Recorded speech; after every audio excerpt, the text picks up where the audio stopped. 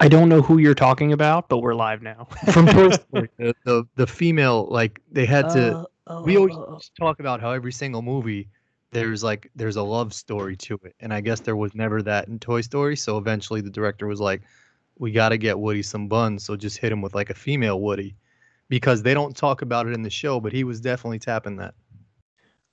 How did Toy Story pop in your mind? Like, where did this come from? Oh, I was telling myself, I said to myself, there's a crack in my computer, which then sparked in my head, there's a snake in my boot. And then I went from there's a snake in my boot to Woody, to the female Woody, to him getting buns from the female Woody. But Where, but where, Buzz was probably the real one tapping that, where's the crack in your computer? like the top left of my screen. And I Like, don't know how that happened. if you're looking on your screen, like if you're looking at a web page or something, No, not on my actual. It's the casing, like the outer casing, Okay, right in the top left corner. I got you. Yeah, and that's always a tough sentence too when you say like look to the right of the like left dashboard or something like that. You know, like when you give two locations within one location. I can't follow directions for the life of me. Not even I close. can't follow coordinates. So if we lived in a time where someone would be like, Oh, if we lived before GPS, I would never go anywhere. we did though. I mean, like there was a time where Nah. people gave directions based off of memory, and you had to. I never did that. But you were in the car when someone gave your dad directions or mom directions, Yeah. and like you sat there like, oh, the guy just explained 400 different things to him. He's got to remember all of that. I've been in the car with my mom and dad when they had an actual map. Yes, but there wasn't there and also a time where you were driving somewhere and you needed to get to the thing up the block, and a guy's like, yeah, just 2 blocks. Like you got to your location off the map, but it wasn't actually at that location, and then you had to find somebody, roll down the window. Yeah, or you the thing is you would stop at a gas station to get directions. Like you ask somebody at the gas station. Like they know your spot. Like, hey, do you know the local clothing store? Like the local guy behind the gas station register gives a fuck about your like where you need to buy a suit from for a wedding next Saturday.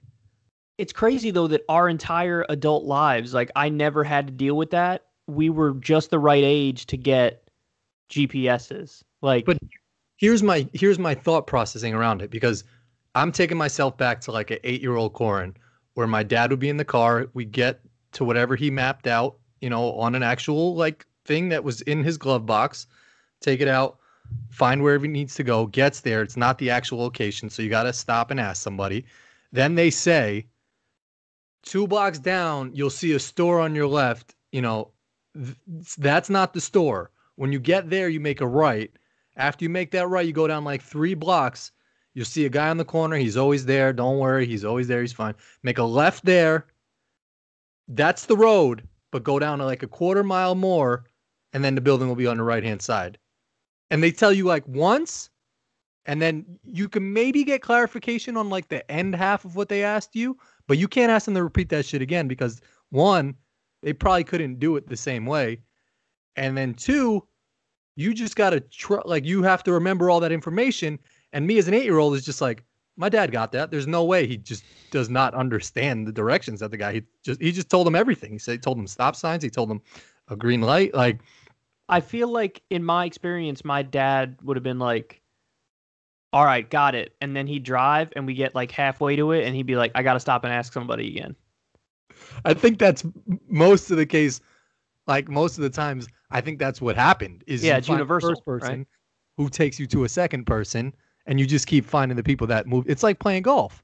I played golf when I was back in New York, and while the ball didn't always necessarily go like like I don't know, up in the air and beautifully lofted forward, if it kept going forward, I was fine with that. So like that's the same thing with directions. If the first guy leads you to a guy that's closer to where you just were and not going backwards, you were satisfied with those directions. So do you remember when you started driving, you had a GPS, right? Like you would use GPS. I don't know if we were on the cusp of printing out directions from MapQuest, and like we were. Oh, wait, you just awoken that shit in my mind. You're right. We had MapQuest first. Yeah, and you had to print out 6 Print the pages of sheet. advertisements, and That's like right. yeah, like 6 of those pages would just be like an AOL banner. Like one whole page would be an AOL banner. The next page would be like a unsubscribe copyright link that you would have to toss away. And then like Ugh, 2 or 3 of the pages would be the guts of where you needed to go. One of the that's pages right. would be like an OD oversized map that would just be ridiculous, that you would have no shot in figuring it I out. I could never if I was going somewhere by myself, I couldn't just use the map. I wouldn't get it. But like I feel like my parents were experts at like looking at the map quest. Like my mom would just have to look at it a few times and be like, "I'm good," and then she'd be able to get us there. But if it was Gangster. me, I wouldn't even be able to like look at the. That's what I'm saying. Is it's like when I first started driving regularly, GPSs were already a thing. So it was like, okay, I got a GPS, so I'm good. It'll just bark orders at me and then I can follow the orders. But like you're right. I remember just before I was able to drive, if we had to go somewhere, you had to print directions from MapQuest. And there was a progression of MapQuest. So when MapQuest first started, I think they would just hit you with like a turn left on, you know, Sarah Lane, and you would have to just look at the actual writing on the paper. Then I think like volume 2 or version 2 would, if you hit it with an upgrade, they'd hit you with like the highway signs. So like it would actually look like the visual of the exit you would getting off at. So that helped a little bit Oh. more. So Hmm. you would see like a green sign with, you know, exit 19 on it. So now you're driving, it's like boom, exit 19. I don't have to just look for, you know, X highway. So Right. that was the progression there. But then you're right. We were in a transition period where just as we started driving, they That's had when the GPSs, Garmin joints. the Garmin's, that's right. And that would, you know, it was that female voice, I think, to start. And it would just be like, I think she was British, Yep. maybe. Like British and computerized She's female definitely old voice. and dead now because like she sounded kind of old when I she I was think it first was talking. computerized. I think it was like a machine talking. Yeah. Yeah. I hope, because I found out that is it Siri? Siri or one of the Alexas, one of the things is like an actual person's voice. I think it's Siri's an Siri. actual person's voice? I think so because I remember watching a TV show, To Tell the Truth, on ABC, and Hey they had 3 Siri, candidates. is your voice a real person? I'm not sure I understand. Oh, there's one of those voice recording things Hey that Siri, is a real person's voice. say something to me. I'm really more of a listener. It sounds like a real That, person's that's voice. computerized. It's got to be. Yeah, because how did they record? I don't know. There's something that I was like, damn, that's a real person did that. Hey Siri, tell me a line from Shakespeare. Okay, I found this on the web for Tell Me a Line from Shakespeare. Check it out. That's fake. That's got to be fake. You could tell by the cadence and the rhythm of it, you know? Like there's a way that normal people talk where you know it's a person doing it. And then Yeah. there's a way where it's like a bunch of computerized words that are put together to form a sentence where the cadence and the rhythm isn't there and it's just like kind of all over the place. Yeah. Well, there's something, and hopefully someone in the comments can figure out what it is. But there's one of those major things that is like is a person's voice, and I remember thinking like, "Holy shit! I never realized that." Remember for video games, like they would have announcers come in to say certain things, and in like the early video games you would have the announcers repeat the same lines over and over because they only had a list of like maybe 50 things they said Yeah. for when they were in the studio recording for the video game, and Yeah. it would just be the same thing over and over and over and over and over. It would Yeah. get stuck in your head when you're playing certain games. Yeah, I mean, there was a progression there too. I mean, you start back with Mortal Kombat, and there was just like the whoopsie, all that shit with the guy that would come on the screen and just say like, you know, there was finish him, and then you Yeah, it's grew Mortal into like Kombat. Mhm. sporting games where the commentary from like NBA Jams would just be like 5 basic, like he's on fire, you know, Yeah. from downtown, and then it evolved into like real commentary, which I remember Rogan speaking on, and he was like, it was the weirdest thing ever commentating on like a UFC game, because you have to get hype to a point like someone's getting knocked out, but in reality, you're sitting in a booth recording what, like, if someone was to make a secular talk video game, it'd be weird for you to like say your phrases and get like as No, I wouldn't. emotional. I literally would not be able to. Like when That's what I'm people saying. come up to me and tell me like, do the like the British accent guy who's like stuck up, and I'm like, I don't even know if I know how to do that off the top of my head. It's got to come out naturally in a segment. Yeah. Like it's really hard to just start doing the things that I do on air, because the things I do on air are organic and they just kind of like come out. But if I'm put on Imagine the spot, I can't do it, which is why stand-up comedy is so hard, because you got to be funny on the spot. Like I can be funny as hell if I'm just doing the show and saying whatever, but if you put me on the spot and be like, you have to get a laugh every minute at most, then it's like, damn, that's a lot of pressure. I don't know. I think in that sense, it's like a routine. It's a show. So you still, prep your routine and segment and all that shit. But like my biggest tell on a comedian is like, if they're funny naturally. So when they go on a late night show or they're doing a But talk that's thing, not. But that's the thing, is like some people are funny naturally, but they can't do stand-up comedy. Some people are not funny naturally, but they can do stand-up comedy. Some people are both funny naturally and they could do stand-up comedy. Some people aren't funny naturally and they can't do stand-up comedy. There's like a mix of how people are. Like I would put myself in the category of I can be funny naturally, but if you put me on the spot, I probably can't do stand-up comedy and make people laugh. I think you're somebody who's very funny naturally, but if I give you a microphone and put you on stage, would you be able to thrive under that pressure and craft jokes that make somebody laugh every minute? I don't know. It's tough. You have to figure it out. It's one of those things you have to test out. But I've told the story before on the podcast that I gave a couple best man speeches at weddings, and it's almost like I made them like kind of like stand-up comedy routines in a way. And the thing that was amazing to me is that a lot of the lines that I thought would be the laugh lines were not the laugh lines. And then a lot of the lines that I thought were throwaway lines were laugh lines. And it really humbled me in the sense that I thought to myself, I don't know. Laughter is such a visceral reaction. You don't know what's going to evoke it in somebody else. So it's a lot of trial and error and testing it out. Mm-hmm. And that really humbled me in the sense that, I realized I don't have all the answers. Like it just sometimes things just got to happen organically. And so if people watch the show and they think I'm funny, like all I would say to them is I'm literally like, I'm not even trying to be like that.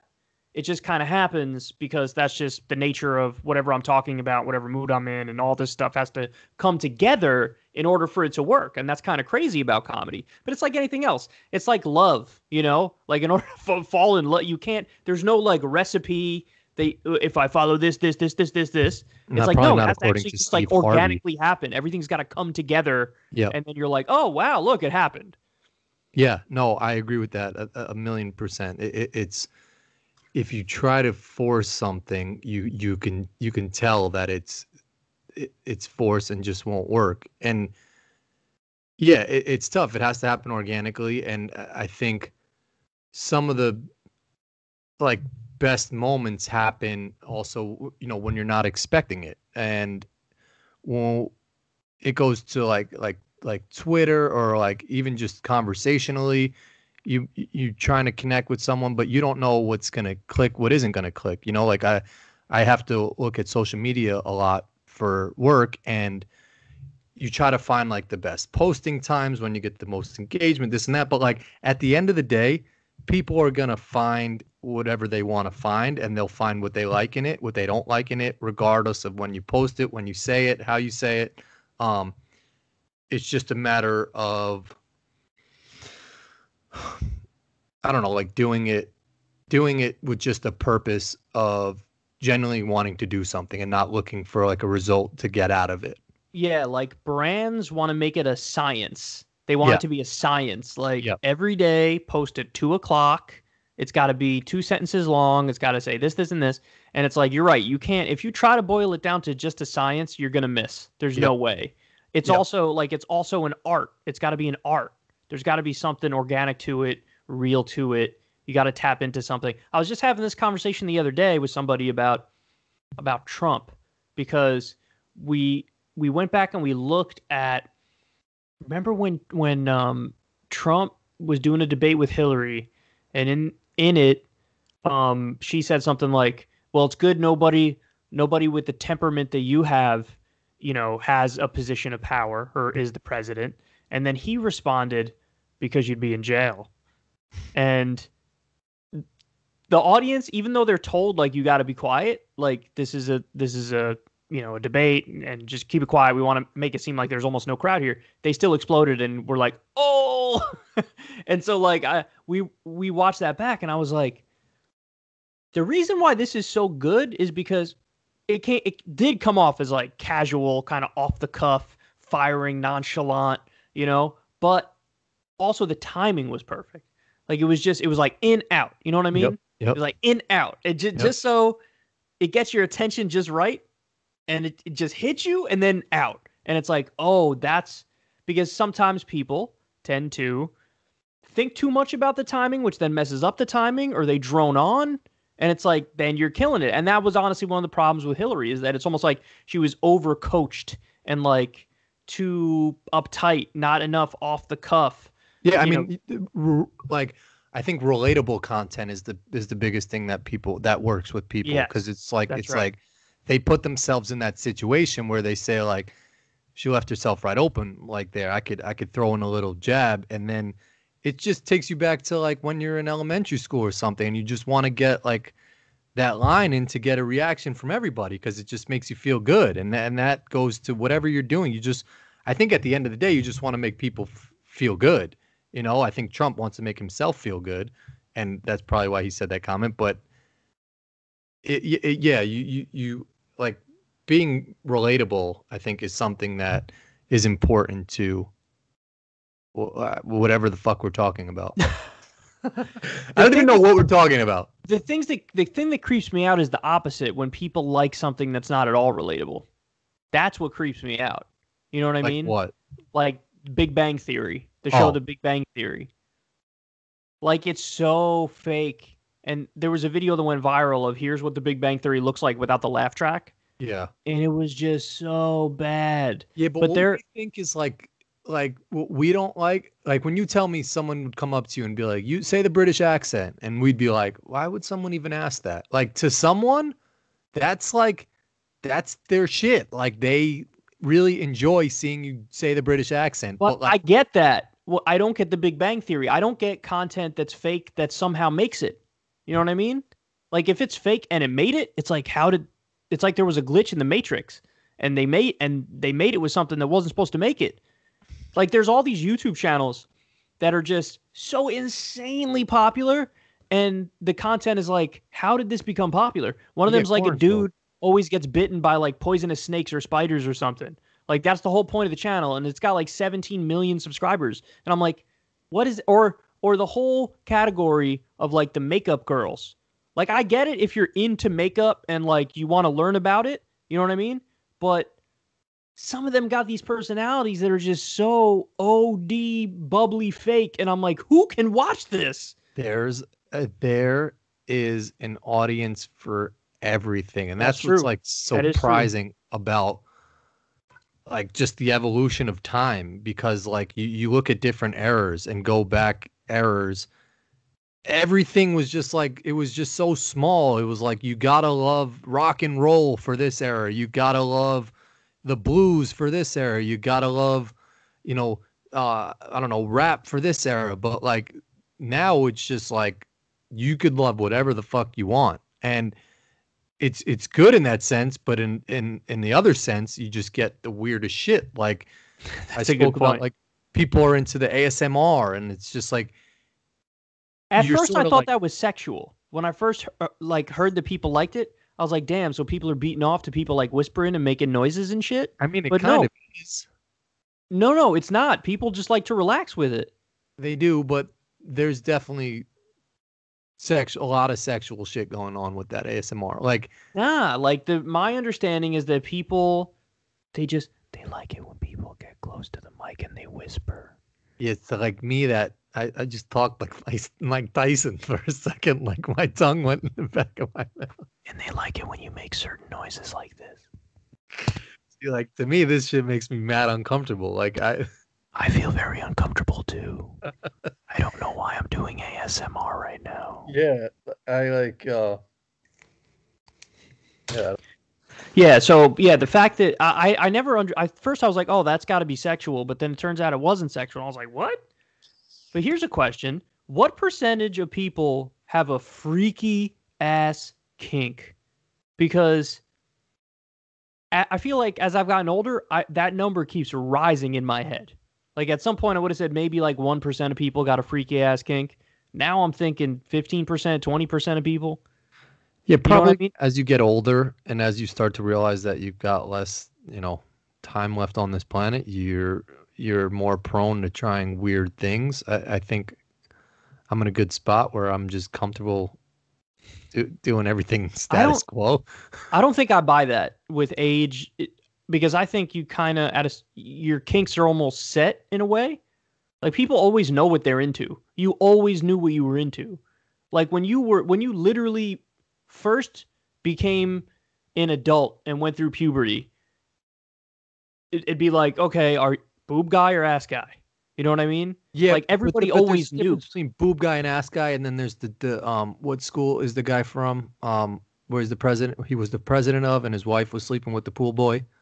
Oh, Jerry Falwell Jr. Yeah, what school was that? That was Liberty University. Liberty. Yeah, like you could be a boob guy and an ass guy, but I don't think you're a like please have sex with my wife guy. I think he was for a hot minute, which is why But there has to be an he was evolution. There's got to be there's got to be something that happens to No. streamline you that far off the path of boobs and ass. I disagree. I Two-lane disagree. highway.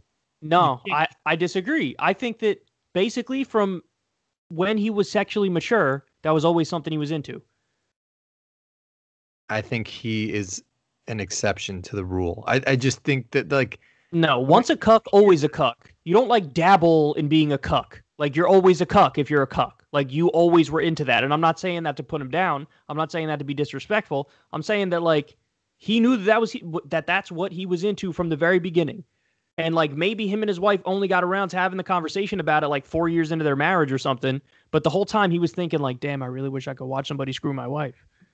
I think but again, I think there has to be something that set him off. Like why though? he Why must can't have it been in just the be locker he's always room into it? and someone made fun of the size of his dick or something, and it's No, like see, that. I feel like that was like the thing that you're talking about, I feel like this happened in childhood. My theory, and I talked about this on my show, but my theory, I would actually like to ask somebody who is a cuck.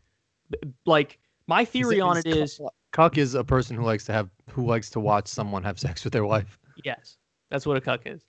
But my theory on it is that for it goes back to something in childhood where there was a humiliation that happened.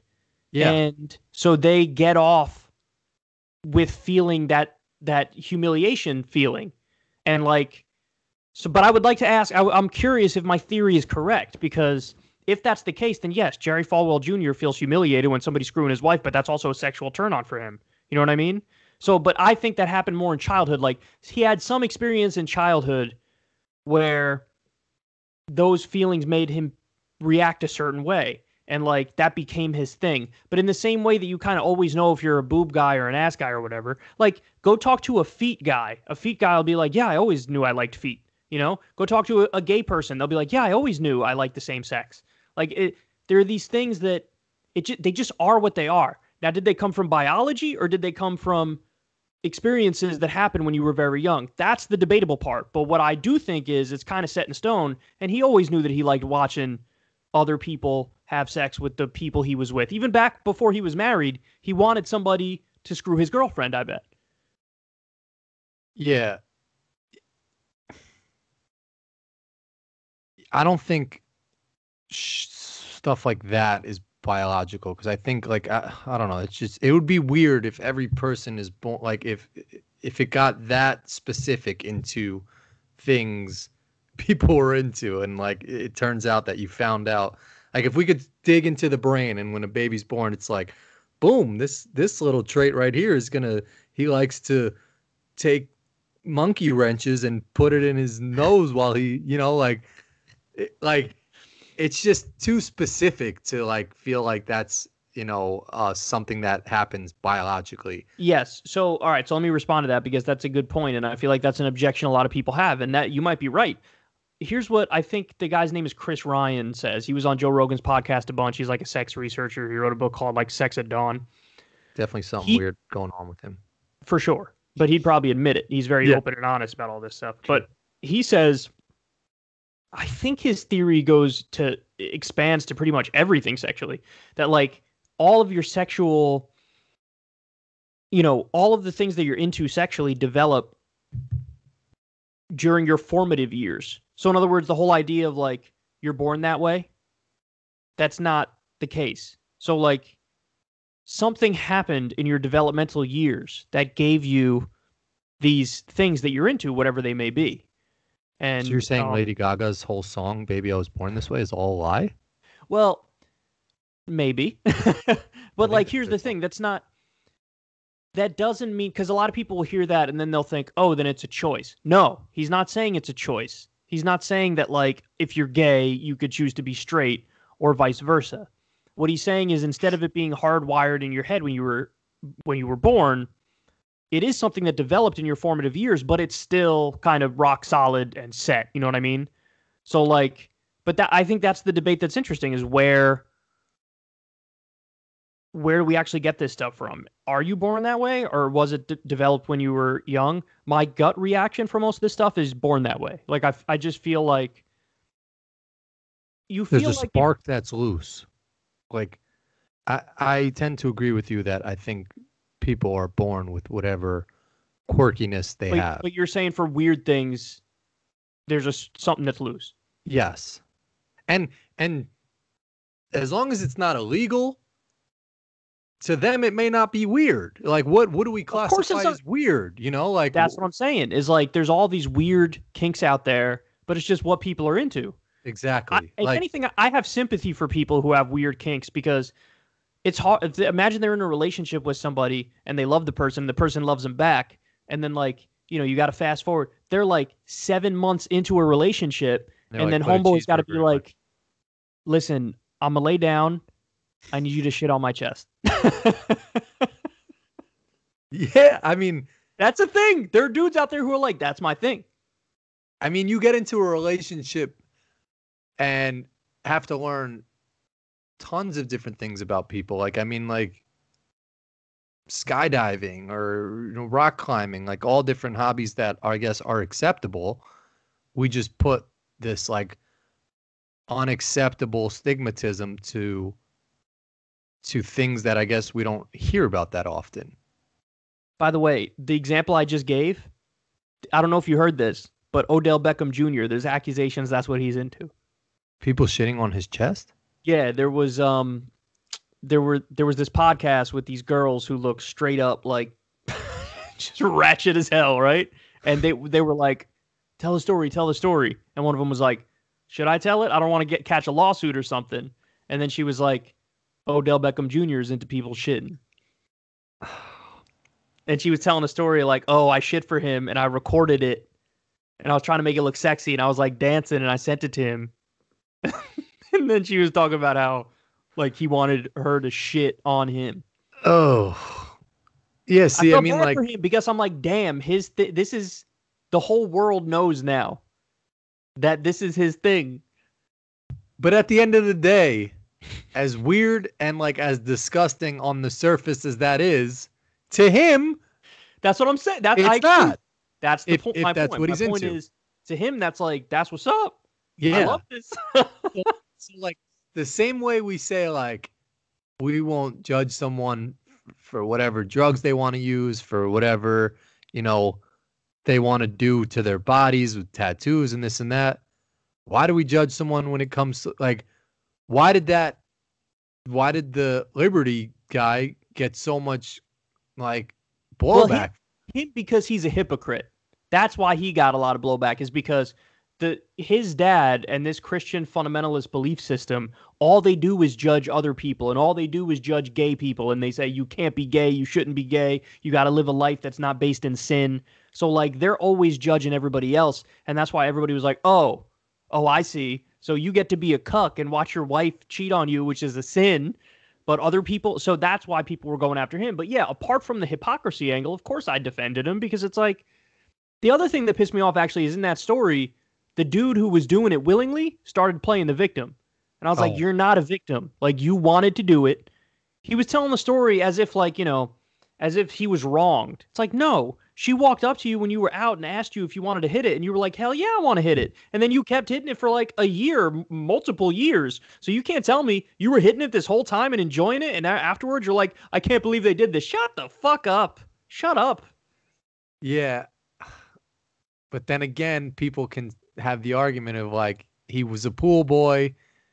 Who knows? Maybe she offered him money and bought him clothes and like bought him a car or something like. I don't know if she even did all of this stuff, but like that's where that like power comes into play too, where like maybe he did do it for a while, but like yeah, I mean, I guess I see your side too, where it's like if you're enjoying all of the perks that is coming out of it, you can't come back later and then say I didn't really enjoy doing this. You know what I'm saying? It's always conveniently after the fact. Yeah. That they do this. And, who knows what he's trying to get out of it? I don't know. But it's always after the fact. Like, okay, you didn't say it the first time that you were hitting it and dude's beating off in the corner. It didn't occur to you then that maybe there's an issue here? Yeah. I don't want to hear it because if damn well they did it like 85 times. Yeah. So you're the first time, the second time, the third time, the 17th time, the 78th time, every time you're cool with it. You see him jerking off in the corner and you're hitting it and you're like, this is what's up. Now afterwards you're going to tell me, oh, they what they did was wrong. Shut up. He enjoyed it. If he wasn't like forced or he like wasn't forced. That's what I'm saying. Like, but then I think about the other situation, and would we look at this differently if it was like a woman pool girl? No, if she was voluntarily doing it, no. I know. I just look at all those like teacher situations that happen with like boys and girls, and I had this conversation recently with like raising my brother's raising a boy now. I'm raising two girls, and it's the conversation of like, do we look at a male in a situation differently than we do with a female in the situation? So sometimes when like a female teacher is having sex with a minor who's a student or something, the parent will be like, "Had a boy, that's my boy." But then I hear you. It's a wrap. That is what people do, but yeah, generally speaking, when there's a power dynamic difference like that, because I don't buy the idea that, if I'm not mistaken, the Falwells, they started a relationship with this dude before he became the pool boy. Oh, okay. Like I heard him tell the story, and he made it seem like it was before, like they started the sexual relationship, and then they employed him as a pool boy or something. You know what I mean? It was something like that. But this is a situation where it's like, you got kids and you got is one pool boy even a thing anymore? No, that like if you're a pool boy, you're hitting it with somebody. It's not even a job. That's like if they hired this kid and then later came out and he's just like, yeah, he was the paper boy. Yeah, like it's one of those jobs where it's like, okay, what do? You show up twice a year? Is that what you do? Like check the pH level of the pool? Yeah, like what the fuck does a pool boy do? Like my milkman was sleeping with milkman like it's 1972.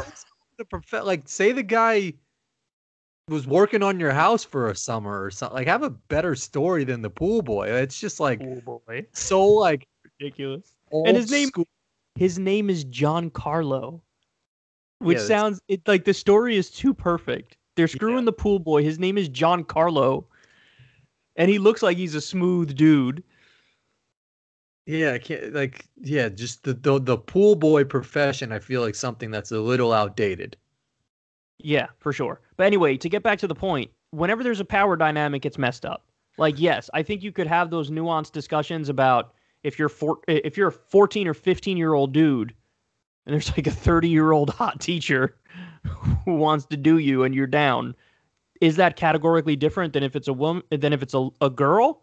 Yes.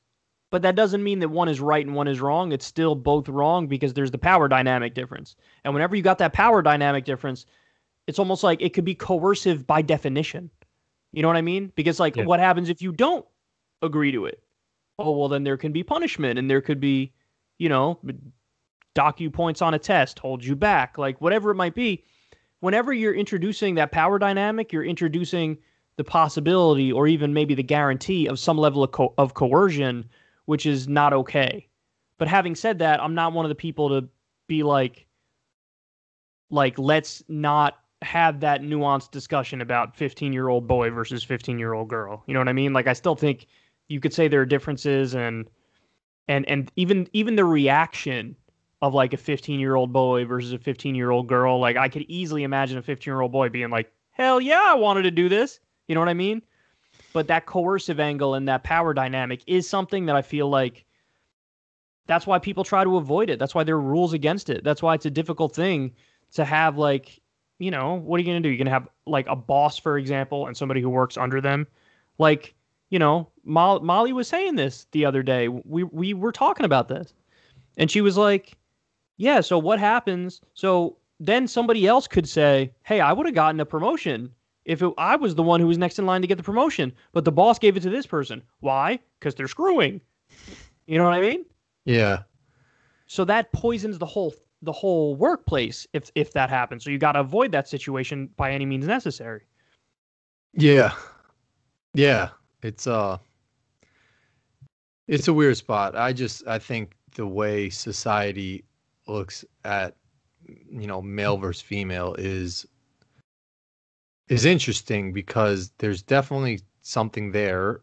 And, you know, I just saw it recently. There was a ESPN sideline reporter, Maria Taylor, who was like wearing this like black outfit on Monday Night Football.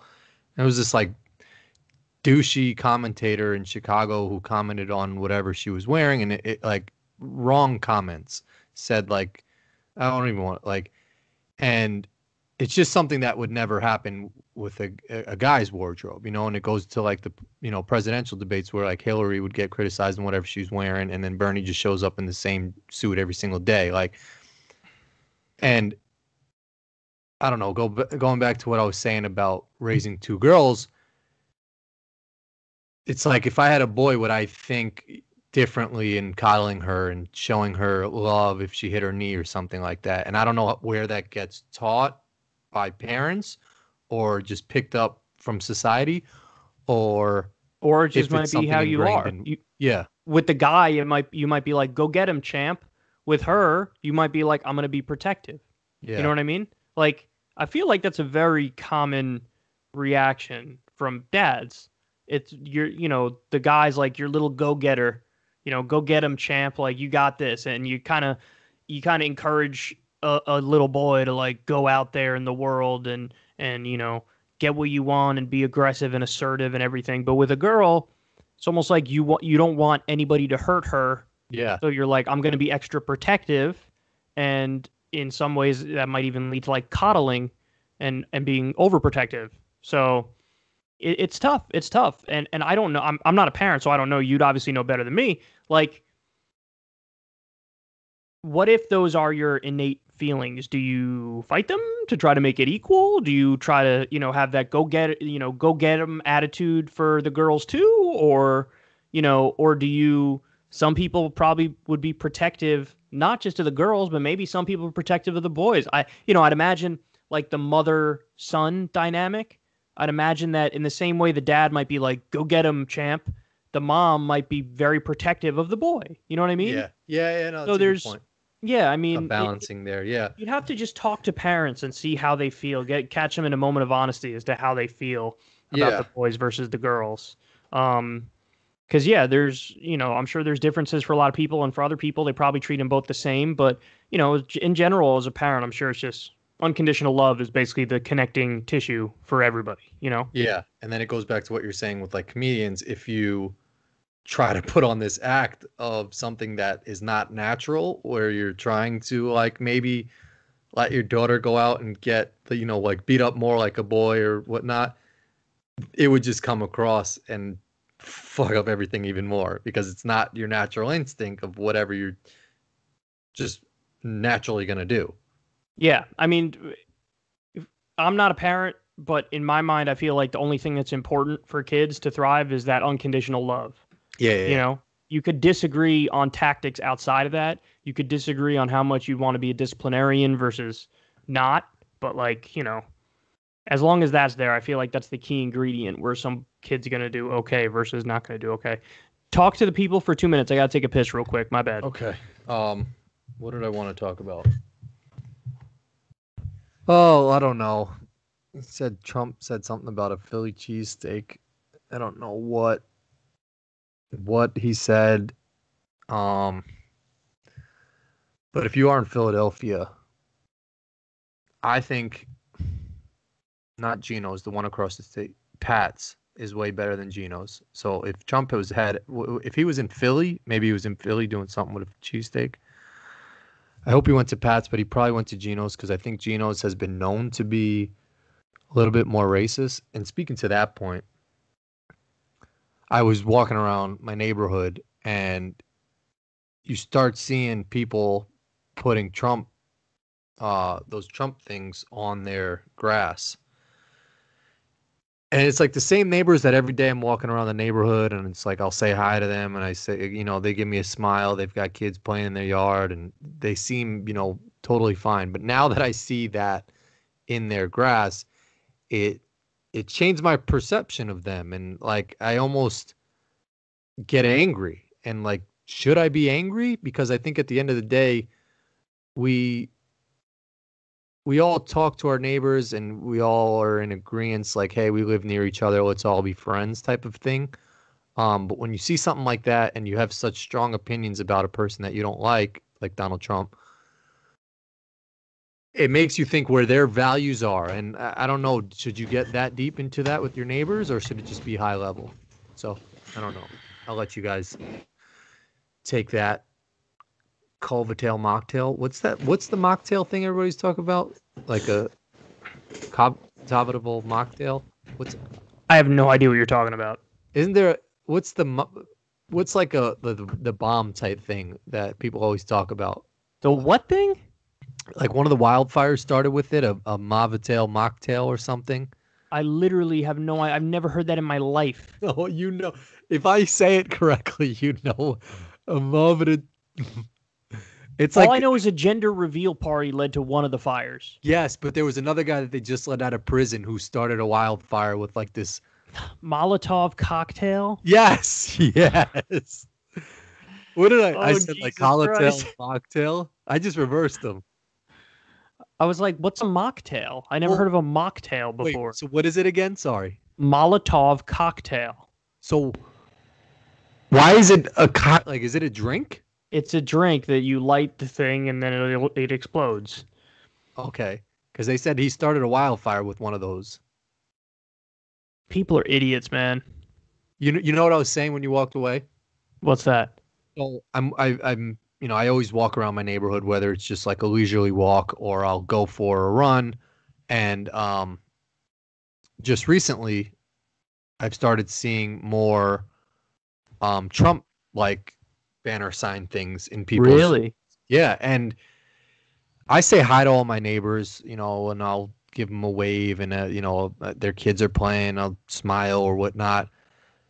But now the houses that have those, it's like changed my perception of that house and almost of the people that live in that house. Where it's just like if I didn't know they were Trump supporters, I would just continue to say hi, and I probably still will. But like, should it change my perception of them? Like, should I not say hi anymore, knowing that their values don't align with anything?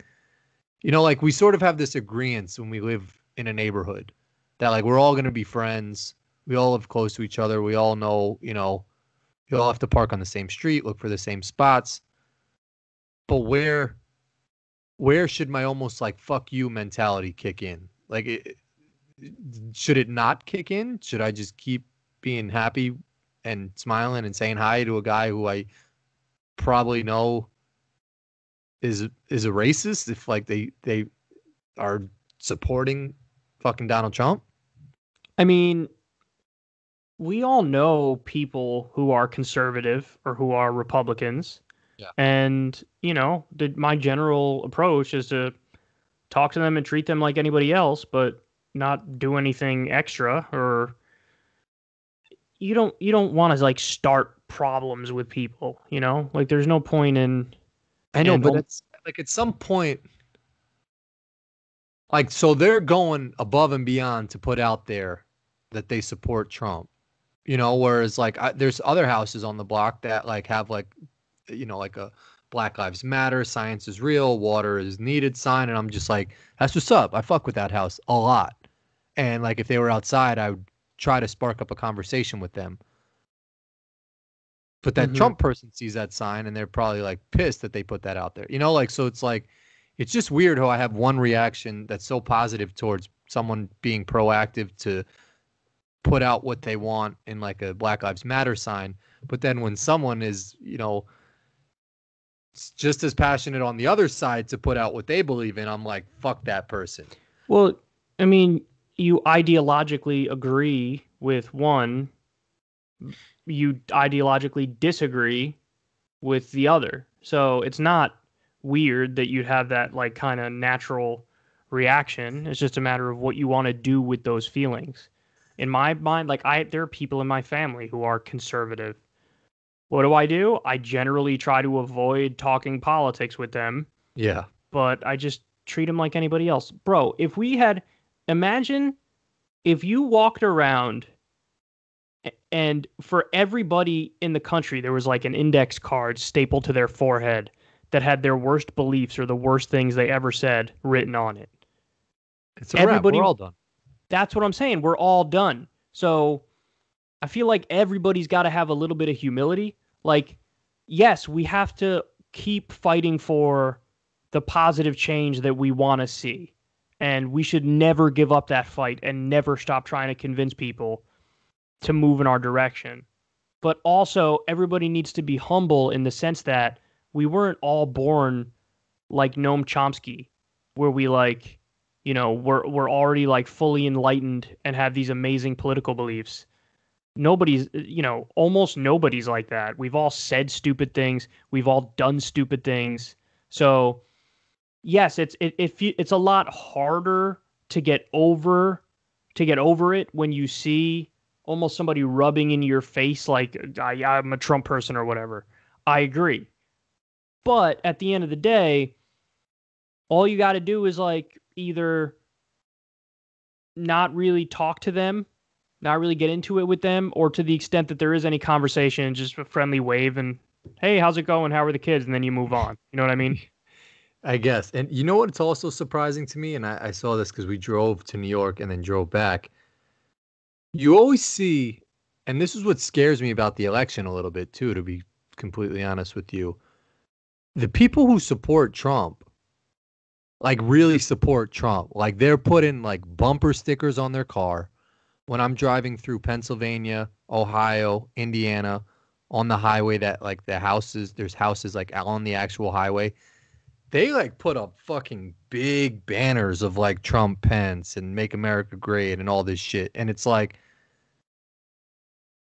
how many more people are there out there like that? And what I don't ever see, which is sad, like no one ever puts a Biden sticker on their car or like is putting a big Joe Biden or whatever his slogan is on any of their houses or like cutting their grass into like a Kamala Harris face or something. Like it's scary that that's how passionate people are for Trump on that side of things. Whereas like you don't see any of that really on Joe Biden's type of thing. Like if there's going to be a political bumper sticker on someone's car, it's most likely going to be like a Trump bumper sticker or like a Bernie bumper sticker.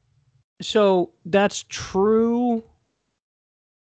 But like we already knew this about Trump, that there's this thing called the enthusiasm gap, where that basically means that, and by the way, the entire time you've been talking since you mentioned this, I've actually been looking up pictures of Woody from Toy Story. Yes. I've actually been looking at pictures of my own ball sack. No, I've been trying to find the general election polls on Illinois. And people, I don't know why people always got to make shit impossible to fucking find, but I hate people so much. Okay, so here's the deal. Biden's winning Illinois. Mm-hmm. He's up massively in Illinois. Like, not even close. Trump's not going to win it. Okay. Literally 99% chance of Biden winning Illinois. And before people were like, 2016. Actually, the polls were not that off in 2016. Like, did Hillary lose Illinois? No, right? Because she's no. I do think. Let's see. I think Trump won Illinois 2016. Really? Let me see. I feel like she has ties to Illinois somehow. There's like a picture of her. Doesn't matter. She was. It doesn't matter at all. 2016 general election. Illinois. Trump versus Hillary. Let's see what pops up. I think Trump won it. I feel like Hillary. Illinois was won by Hillary Clinton. Hillary won. You're right. Yeah. Who garnered 55.83%. You're right. So Hillary won it. So it's a safe blue state. But my point was that the polls actually weren't that off in 2016. Hillary won by 3 million votes or so, which is kind of right in the margin of error for what the polls were showing. The only reason Trump won is because he picked off the support he needed in the right states in the Rust Belt to win the Electoral College. So, like, it's overstated that the polls were off in 2016. They really weren't. The only thing, they were, like, ever so slightly off in these specific states Trump needed to win, basically. So, anyway, there's always been this thing called the enthusiasm gap. And the enthusiasm gap is the people who like Trump really, really, really like Trump. He's a polarizing figure. And so as a general rule, people have very strong feelings about him. They either despise him or they really love him. So because there's this enthusiasm gap, yes, the people who love Trump really love Trump, but, and this is a pretty big but, like, there aren't that many of them. It's 35% of the country, you know? And so the question are the people who dislike him and have that, like, visceral hatred of him, do they outweigh the people who really like him? And the answer is yes, according to all the polls. Like, for Biden to not win the popular vote, like, that's not going to happen. Biden's going to win the popular vote. Yeah. There's, like, no doubt he's going to win the popular vote. It's just a question of whether or not he wins the Electoral College. But the people who are going to vote for Biden, they're even telling pollsters, I'm not voting for Biden because of Biden. I'm voting for Biden because I hate Trump. So in other words, the lack of Biden bumper stickers and yard signs, that's expected. That's not surprising to me even a little bit. I think this is the right word, antidotal, maybe. Anecdotal. And I think this is anecdotal, but compared to 2016, I think now I'm just, like, randomly seeing way more just, like, Trump bumper stickers, Trump random house signs, and I drove back to New York. That touched through 4 different states. And pretty much every state, if I stopped somewhere or if on the highway, like I said, I would see a Trump banner or just random Trump shit. And, like, it just feels way different than 2016. Yeah. If you asked me, like, at this same time, is Hillary going to win? I would have been like, by a landslide. See, but that's like, no, but see, I wasn't saying that in 2016. I was warning people Trump could win. And now in 2020, I'm telling you Biden's very likely to win. So I hope so. Take it from the dude who was political instincts were more spot on back then, that this time it's different this time. Because listen, Trump in 2016, and this is why the idiots in the media are so stupid. He was running a good campaign. He was, like, in the Rust Belt states doing these rallies, hammering Hillary on NAFTA and outsourcing jobs and voting for the Iraq war and, like, being the establishment and the status quo. Now he's running against Biden. And the argument he's making is that, like, I think Joe Biden likes riots and looting. And everybody's like, shut up. That makes no sense. It's obviously not true. Like, what's wrong with you? So his strategy this time around is incoherent, Corin. It's incoherent. He's making no sense. And then on top of that, there are, like, very detailed polls that have been coming out where they ask people, who do you trust more on, like, law and order issues? This is what Trump is making the centerpiece of his campaign. Biden is winning on that front. Not only that, the main issues that are important to people right now, COVID-19 and the economy.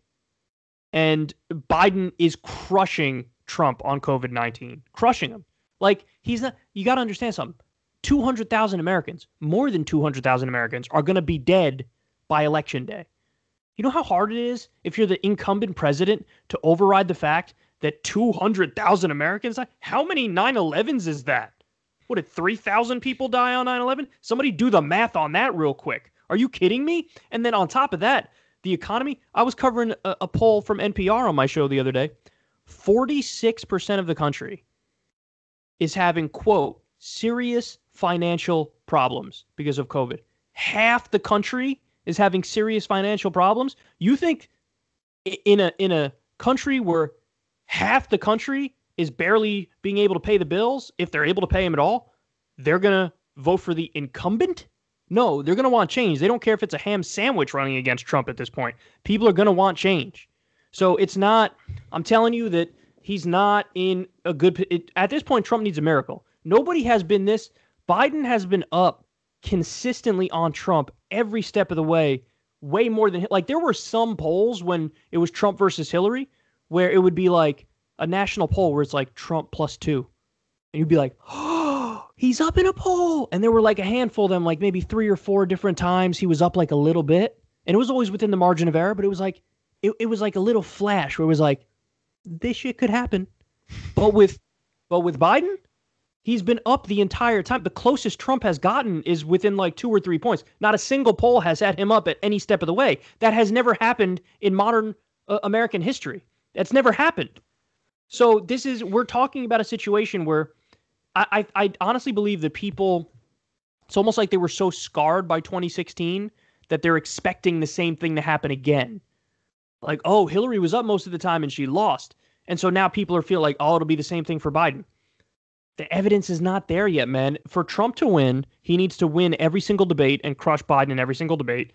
And then he also needs to do something that materially improves Americans' lives, like cut another stimulus check and have his name on the frickin' check as he sends it out to people. You know what I mean? Like, he needs big moves, and he needs them now in order to win. Because he's right now, if the election was today, he would lose, and he would lose handily. The thing that you should be afraid of is, and everybody should be afraid of this, I covered this on the show, dude, because of the way that the mail-in ballots work, on election night, it could look like Trump and the Republicans are going to win and that they're having a really good night.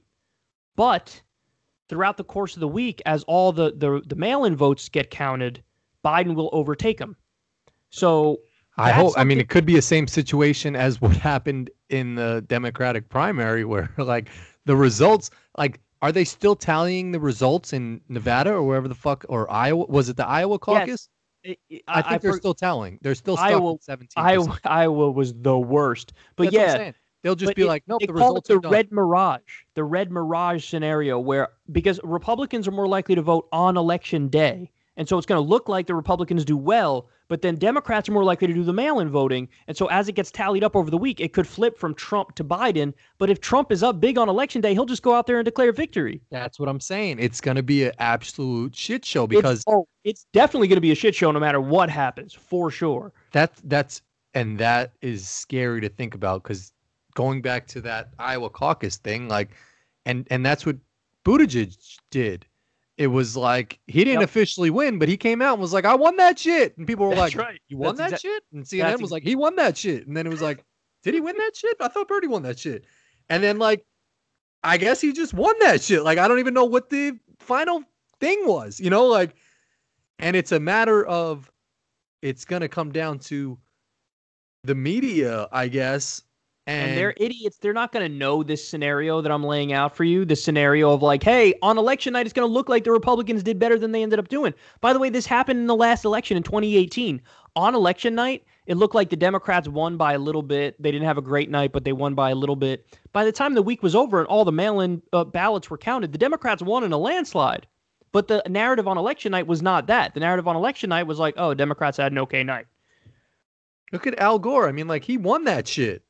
But they were just like, no, we're just gonna say we won that shit and get them to recount that shit, and then we'll cheat, and then we won that shit. He's crafting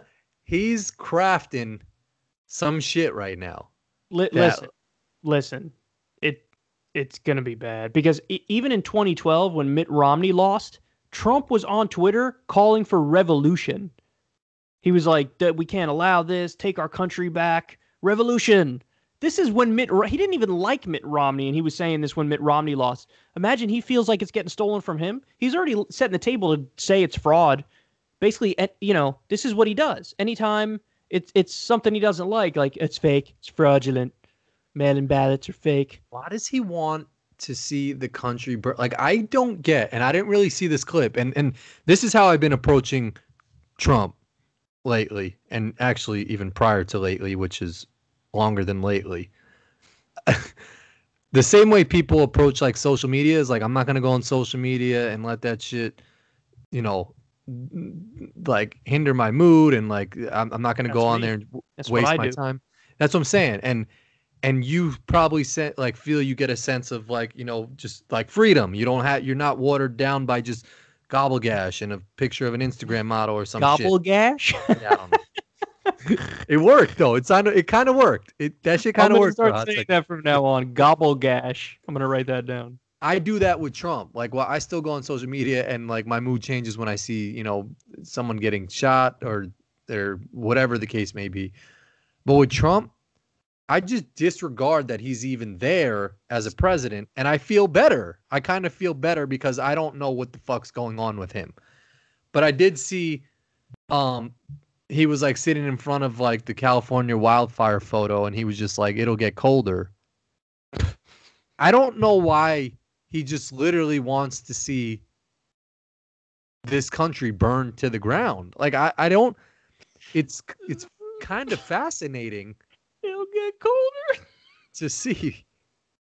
I mean, like, he said that shit, right? Like, they were just like, I didn't see the briefing. Colder. I don't know what the thing was about. And then they were like, well, the scientists don't really agree. And then he said, I don't think the science knows. It's incredible. Like, I mean, like, there's 0.1% that's kind of true. Like, it will get colder in California at some point. Winter's coming. I know. But that's like anything Trump says. Like, there's a little grain of truth in it, but it's mostly total nonsense. I know. And it's just amazing to me that he could just legit want to see the world burn down. I don't get it. And that comes into play when I walk by my neighbor's house and I see the Trump banner. It's just like, fuck you, man, because like, it's just so obvious. And you're going above and beyond to put this in your yard now. I think what annoys me say hi to you. I think what annoys me about the people who are still with Trump is that it's so obvious that it's about the culture shit to them, and it's not about like what he's actually doing in office. Like, it's not about the policies. Like, I covered a story, which should have been a much bigger story, about how they basically took away regulations on coal plants, and now there's going to be like polluted water for over 1 million people, where it has like lead. It's fucking bad, man. Lead and mercury and toxins in it and everything. Shit looks brown as fuck. Yeah, like, and so I look at that, and this is something Trump just did, and the person who's got the Trump yard sign, they don't even know that he did that. They have no idea, because to them it's all about like, yeah, trigger the media, like, fuck the liberals, I hate the liberals, I'm gonna trigger a liberal. It's like, this is what you're thinking about. Like, this is what you do with your time. They're so mired in like the culture angle of everything that like, I can't, it's so hard to respect somebody like that, because it's like, you're being ridiculous. And on some level, you're being ridiculous. You should care about the water thing, and you should vote for anybody who's going to do the opposite of that. Like, you know that. You know that when Trump randomly decided, what if I assassinated a top Iranian general randomly on like a Tuesday? You know that he probably shouldn't have done that and like nearly sparked World War III. Like, this. But at the end of the day, it's about, I'm going to make a liberal cry. Congratulations, bro. Yep. Like, okay, that's sad. Your criteria. It's sad. And you know what it does? It gives them attention, and they want attention. Mm-hmm. Like, it's harder for them to fly under the radar and be like, yeah, let me vote Biden, or Bernie is awesome, like all this policy shit. Like, it's easier for them to throw a MAGA hat on and get the attention they want of people yelling at them and screaming, and there's probably chaos going on in their life. They secretly love it, though. That's the Yeah. thing. They secretly love, like, pissing off people who they don't like, who are liberals. They love the Facebook shit. Like, how on Facebook got all these conservative groups that say the most ridiculous. They have these memes that are just like patently untrue, ridiculous things said, and they look at it. I can't believe this happened. It's like, oh, are you that dumb? Really? It's so sad. I get so much more enjoyment out of being the opposite of angry in a situation, so a person cuts me off and they want to see me get mad. Like, they do it on purpose. They drive slow in front of me or some shit like that. And then I'm just leisurely going down the highway. I'll give them like a smile, like, or like a little, wave. Because if I were to give a middle finger or like show any aggression, like, they won. Mm-hmm. And that's what I always, like, if I can talk to any, like, Black Lives Matter movement, or like who done correctly and done the right way when they're out protesting for, everything going on, I love that. But it's like, occasionally there'll be people, and maybe they're not Black Lives Matter people, will infiltrate that and try, like, destroying shit. And you see the images of like a protest on one side, and the other side of the street is like a Trump rally, and then they're in each other's faces yelling and this and that. If you just like smile and complimented them on some shit, like, hey man, your overalls are cool, you just like throw them off, and like there's nothing they can do. Like, you make them feel uncomfortable. It's just like, that's the secret sauce right there. It's just make someone feel uncomfortable with like a weird comment that they're caught off guard. Well, you're alluding to something that's there's been research on this, and I thought it was really interesting that the reason why the civil rights movement was so effective is that they were so committed to nonviolence. It was that they were pacifists. So not only do they not believe in violence, they don't even believe in it if you do something bad to them first. Yeah, it's crazy. So all these images were coming out of Alabama where you had these racist sheriffs sicking dogs on these peaceful protesters. And what happened was that would run on the news, and all of like regular schmegular average Joe white America, they would look at that and they would be like, damn, now I feel really bad for the protesters. And then they became sympathetic to the message of the protesters because they saw that you really had a situation where it was like comic book villain versus the superheroes. And so because they kind of killed them with kindness in a way, that changed the mood of the entire country and shifted them in the direction of civil rights and Martin Luther King. And that's why it was effective. And that's kind of what you're talking about right now, that you're much more likely to get people to your side if you go about it that way versus like the video that came out of Rochester where they were like ransacking a restaurant or whatever. And yeah, and I heard about that too. Like, even the restaurants came out the next day and they were like, yeah, we had a couple stools pushed over, and like, yeah, but like, still, there's no, I don't like, there's no, we don't need to downplay that it was wrong. It was wrong. It was wrong. And there's a lot of idiots who like to go out there and they're actually out there to just cause trouble. Like, we've all been there. We've been in high school. We've been idiots before. Sometimes you cause trouble and you want to cause trouble. And that's what a lot of people out there are doing. And it's like, okay, well, just understand that whatever cause you're nominally out there for, if you act like that, you're immediately undermining the cause, because that's just how it is. Yeah. I always look at, like, I think it was like Detroit or something, but there was like a gay pride parade and there were like Trump supporters and there were like anti-gay people on the corner. And I think one of the images was like them yelling at each other. And I was like, if the people in the gay pride parade just like turn the gay level to like a 10 and just were like dancing on the people and just having an extra super fun time, it would have just been like so awkward for like the like racist Trump supporters that like it would have just made that funnier and like made you side with.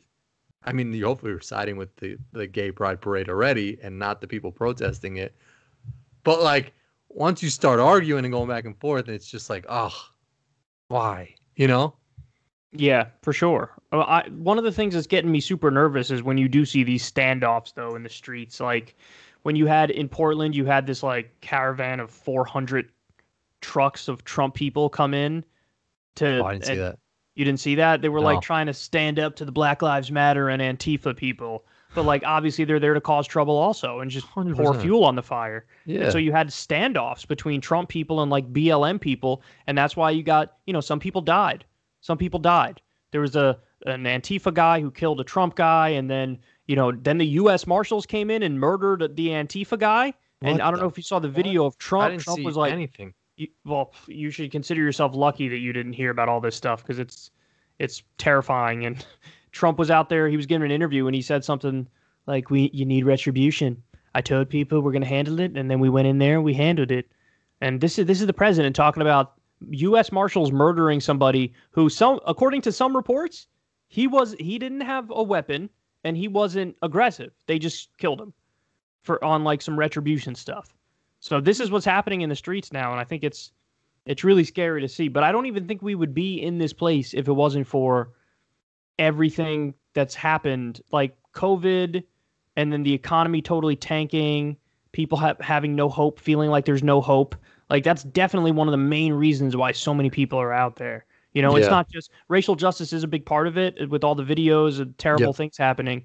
That's definitely part of it. But I do think it's a lot harder to get anybody out in the street if there's not also a giant, aspect of instability. You know what I mean? In the country, like people are just they're not financially well off. They don't see any hope for the future. And so it's chaos now, Yeah, I wish I could give people hope. Like I went back to New York and I had planned on doing a vlog of all the food I was going to eat. And I ended up eating all the food that I wanted to eat, but I didn't record any of it. But it's hard to like find shit now that's positive. Like it's hard to find a fucking There is no reason video. why you couldn't record that, man. You got to record that. I did. People love your channel because of you doing regular stuff. You could record yourself taking a shit and people be like, you know what? I like this video. I had a whole list of garbage plate, buffalo wings from Buffalo, bacon, egg, and cheese from New York, pizza, chicken roll, bagel. Did I say pizza already? Pizza, Chinese food. Candlelight. I had ribs from. I ate, going down the list, mad good shit. You ate everything you wanted. Everything that was on your list, you ate. Everything I wanted. And if I had one person who was just like attached to my hip, just recording me, just eating that shit, oh, I would go back and watch that shit. You should have recorded it, man. You definitely should have recorded it. I would have watched that for sure. It's such good. Like when you have a perfect game of like eating food for the week, they're like, not a lot of things better than that. Like when you just wake up knowing you're going to have a bacon, egg, and cheese, and then going into lunch knowing you're going to have a chicken roll, and then dinner will finish off with some Chinese food or like I went to a fancy restaurant and had like my chicken parm. Like having a plan and executing that plan, there's not a lot of better feelings than that, man. No, it's one of the best feelings for sure. Like and then to actually look back on it and appreciate, like, I had a plan, I followed through with that plan, everything went well, and it just was perfect. Like it just worked well. Yeah, my dad used to say that I love when a plan works. He would say. There's not a lot of things better than a fucking plan working. So speaking of food, I just had a grilled cheese before. Oh, gee. We did the podcast. I think grilled cheese sandwiches are underrated. What do you think?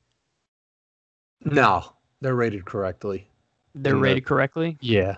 I think. And where are they rated? How are they rated? Like, they're up there. I think they're to up some there? people, Okay. that would be like a top 5 sandwich, maybe. That's going too far even for me. Top 5 sandwich? It could be. Grilled cheese is a staple. Like if there was a grilled cheese is like Larry Bird to the NBA. Like you take Larry Bird away from the NBA, That's a good point. there's a big chunk of the history books missing there.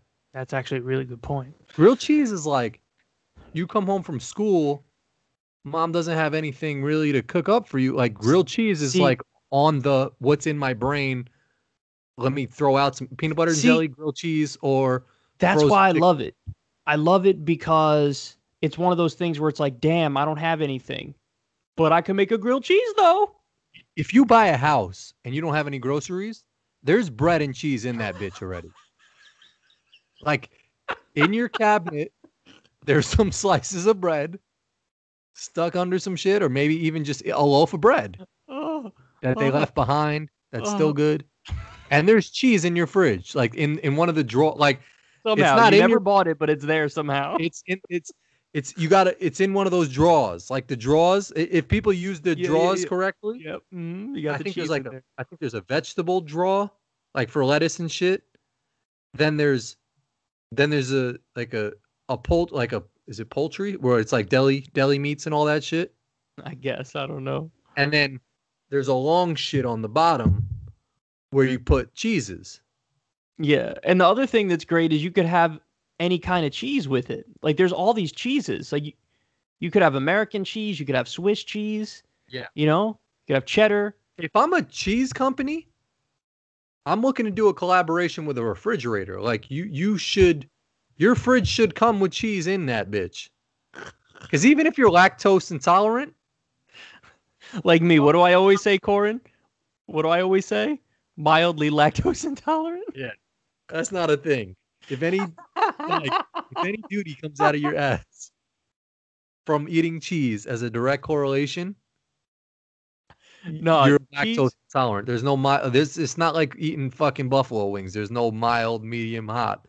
That shit is a buffalo wing. But if I drink like milk, or if I like whole milk, or I have like cream, that'll mess up my stomach. But you're lactose intolerant. Yeah, but no, I could have cheese anytime. I could have certain ice creams. You know what I mean? It's just milk and cream? Yeah, it's like whole milk, cream. Those are the ones that usually actually have the effect on me, you know? But sometimes it's certain kinds of ice cream will mess me up. Like that's why certain shakes, like I got to be careful with what shake I get. Like some shakes, it's good when it's made with like the powdered stuff because that doesn't mess up my stomach. Yeah. You know what's also good about grilled cheese? What? You could drownce that shit in butter too. Like your bread, extra butter. You need it. You need butter on it for sure. That's kind of what makes the sandwich, to be honest. Yeah, and you know, like French toast is up there in the breakfast category of like breakfast foods. But someone can make a really bad French toast. Grilled cheese, you almost really can't even if you burn that shit. There's people out there that like burnt grilled cheeses. Like that could be your thing. Is like you sort of burn the grilled cheese. That's a good point. It's hard to mess up. You can't mess up. You can't really mess up. And you could throw like multiple different types of cheeses on that shit. That's what I'm saying. That's why I'm saying I'm a big grilled cheese fan. Yeah, I mean, I got no beef with grilled cheese. And you know what I had it with? I had it with the potato bread. It might stop you there a little bit. I don't know if potato bread kind of works for grilled cheese. That you sort of just threw a wrench in my shit. No, when you work on the potato bread, because potato bread works for like honey turkey and a lot of different things. Well, the reason why you have a point is that the whole appeal of the potato bread is that it's fluffy. But when you have a grilled cheese, you're eliminating the fluffiness. Yeah, you that's right. And, that's right.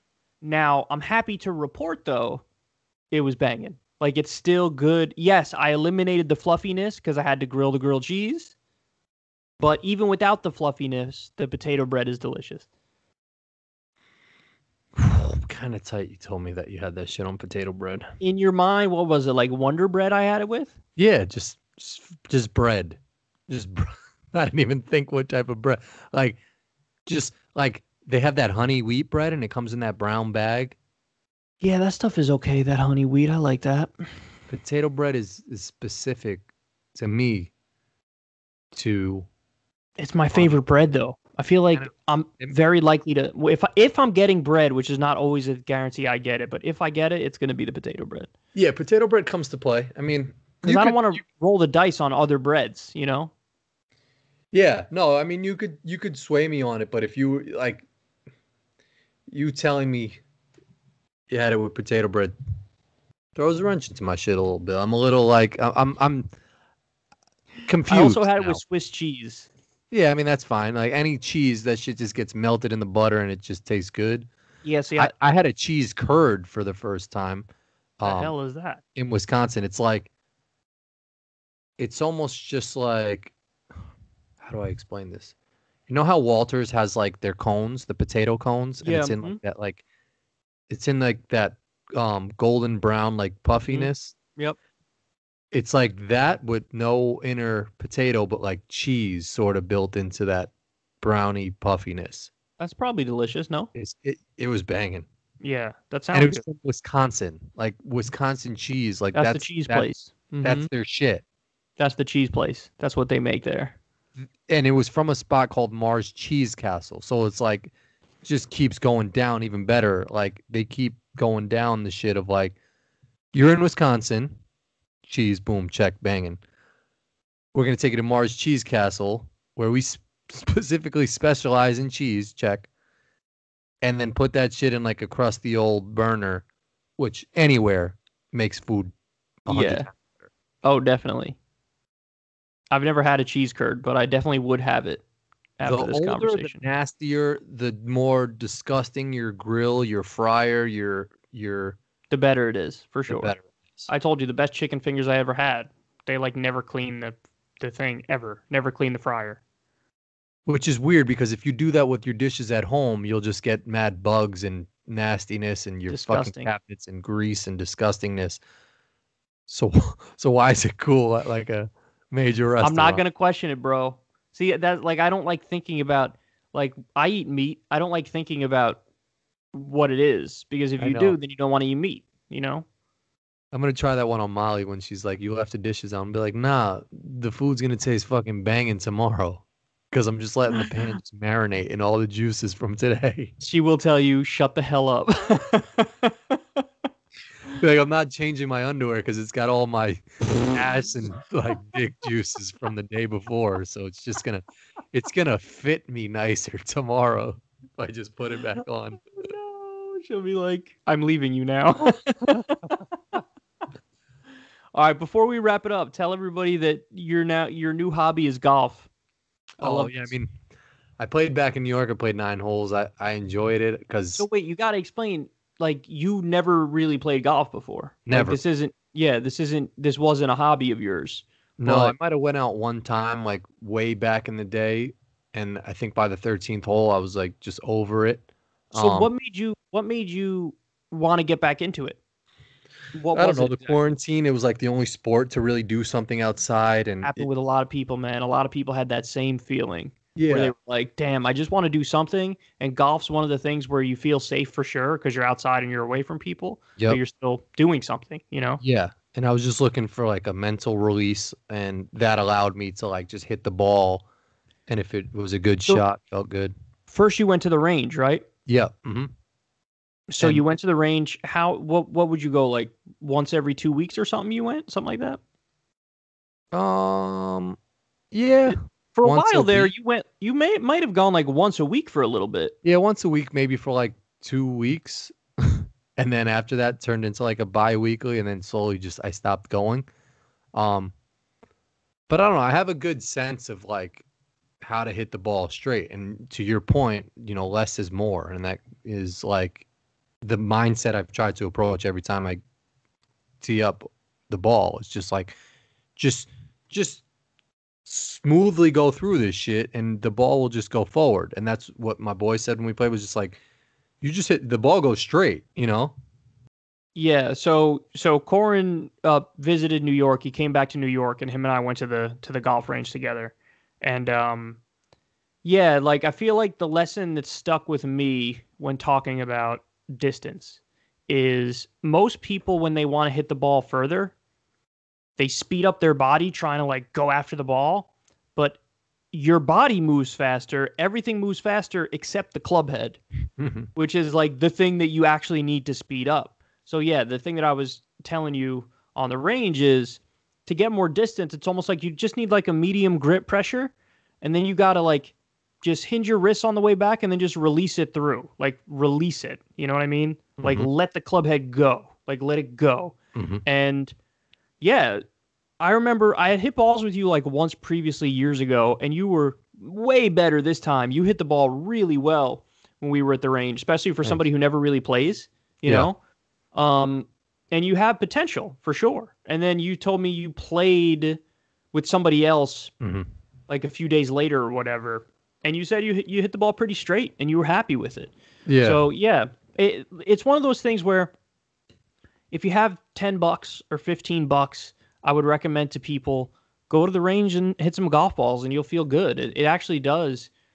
You know, if you hit a large bucket or a small bucket or whatever, it feels good. Like you actually, it's so easy to get obsessed with it because all you need to do is hit like a couple of them like you want to, and you'll be like, damn, I want to do that every time. And then you kind of get addicted to trying to hit good shots and stuff. So yeah, it's definitely a good hobby for people to pick up, especially now with COVID. If you have $10 or $15, just go to the driving range. I would tell people it's better to go to the driving range and do that for a while before you even consider going on a course. You know what I mean? Because it's much harder on a course. And I mean, I think people already know this, but like you're next level with the shit. Like I was just watching you hit. You were telling me the sound is what you like the most. Yeah, it's right? It's just impressive that like it's you just know. Like I tee up there and I'm like, this one might be good. I don't know. You know, like you know when you go up there, it's gonna just like I'll end the story with this. I don't even think I told the story yet. But like your last shot, you were like, I'm gonna hit it right to that thing, and it was far, and it was like you hit it right to that thing, and like. If I had did that, I would have been like, yo, you had just the confidence that like you knew that it was going there and it didn't even phase you that it went there. So that was, it was impressive. It was cool. It was cool to see that. And it was just cool to hang out with you, you know, like, yeah, definitely, man. If you come back to New York, we could do that every week for sure. Yeah.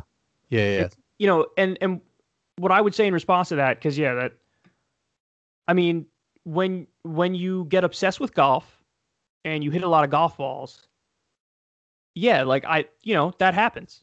You know, I could be like, I'm gonna hit it there, and then I hit it, especially when I'm on the range. Like, it's harder when you get to a certain level, when you're like a single digit handicap golfer. I can basically be a touring pro on the range. Like, I could look as good as anybody on the PGA Tour on the range. And just so everybody know, I'm like a 4 handicap, which is good, but it's nowhere near as good as the guys like on tour, but I'm good. At one point I wanted to be a golf pro. But if I go on the course, Corin, I'm not as good as I am when I'm on the range. Like there's a big gap between like how good I am on the range versus on the course, because it's a lot harder on the course. You know, there's more variables at play.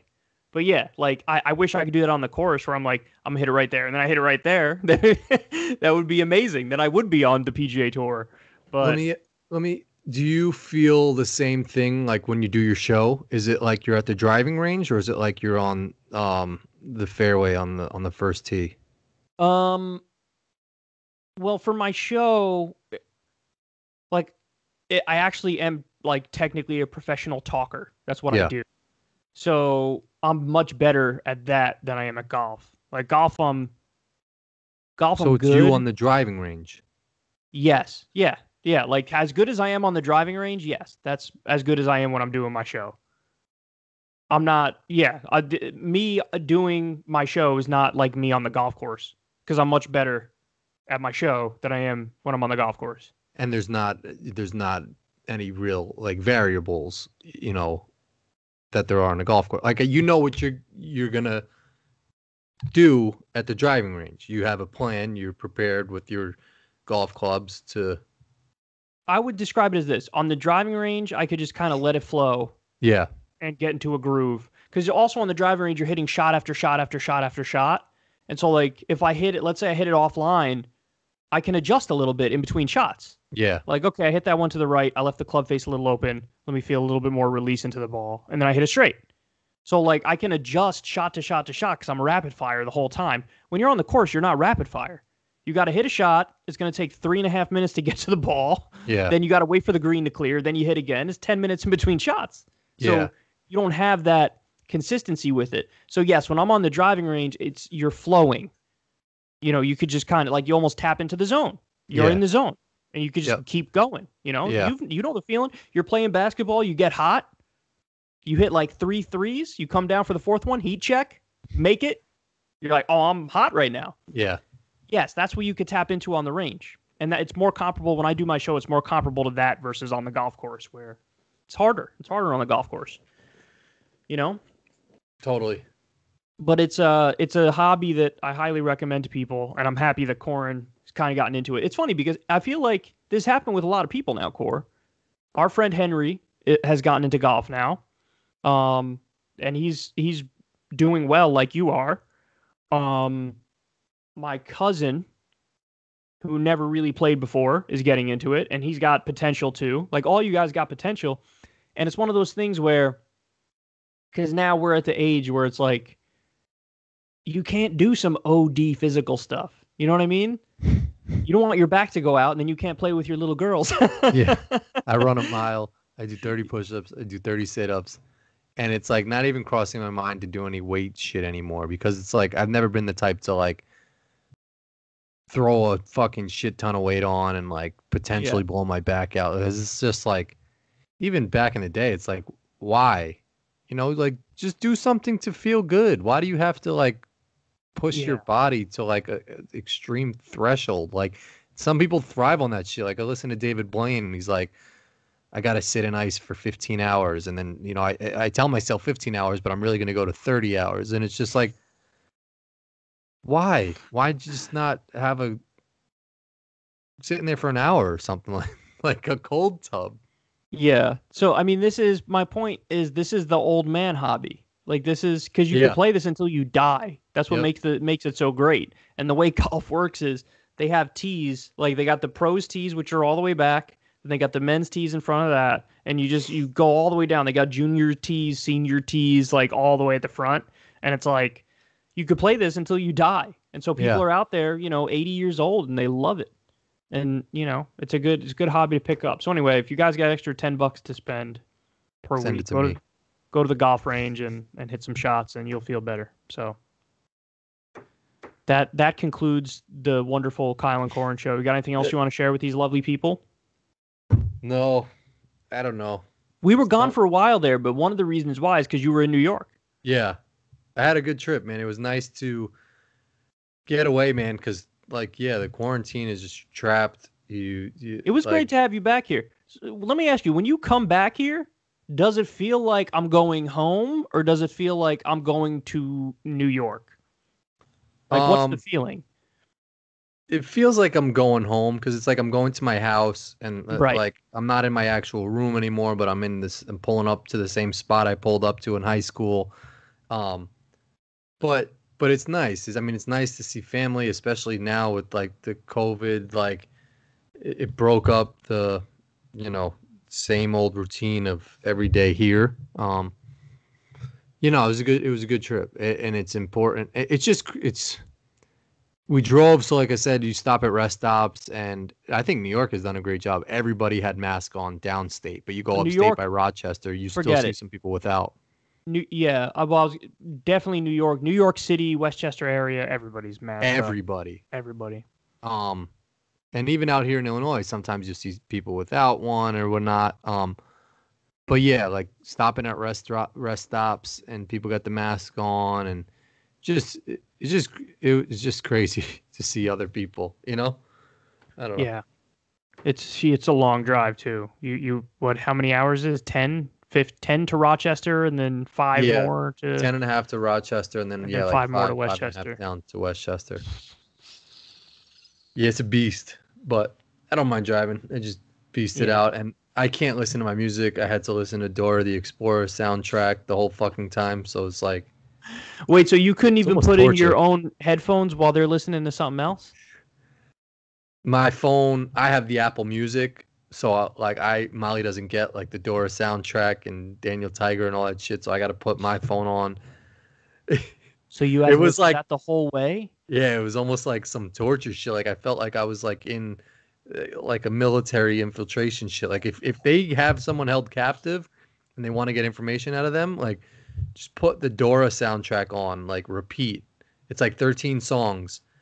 And like probably the third time around of the album, because some of the songs are catchy, they'd be like, all right, I'll tell you fucking everything. So the only thing that kept you sane was like the occasional text from me every 30 minutes? Yeah, and I had to wait till Molly put her mask on her eyes because then I can text a little bit. She probably will kill me at this point of the conversation because every time Well, she you never really say much back. It's not that much. I'll say some stuff. yeah, You know? but it's still looking at my phone and texting. Oh my God, other people exist. 70 miles per hour. All right, on that note, everybody stay safe out there. We love you. We'll talk to you soon. Peace.